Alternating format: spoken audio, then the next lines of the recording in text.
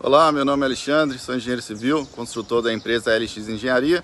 Gostaria de manifestar minha opinião sobre a importância do projeto Canteira Escola da PUC, onde através de uma capacitação técnica e prática, o estudante de engenharia tem a possibilidade de chegar numa obra, seja de pequena, média ou grande porte, com conhecimento prático daquilo que lhe foi ensinado durante a sua graduação.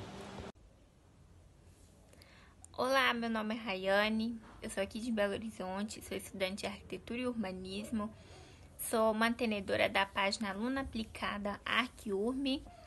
E o projeto Canteira Escola foi muito importante para mim durante esse semestre, porque me ensinou quais são as etapas de uma obra e como executá-las de forma responsável, segura e excelente. Então, contribuiu muito para a minha formação acadêmica, cada webinar que eu participei, e eu quero aqui aproveitar e agradecer a toda a equipe extensionista que vocês brilharam em cada webinar, porque conseguiram passar o conteúdo da melhor forma possível e clara para a gente. E também a todos os coordenadores desse projeto, que é de suma importância para a nossa vida acadêmica. Então, muito obrigada a vocês.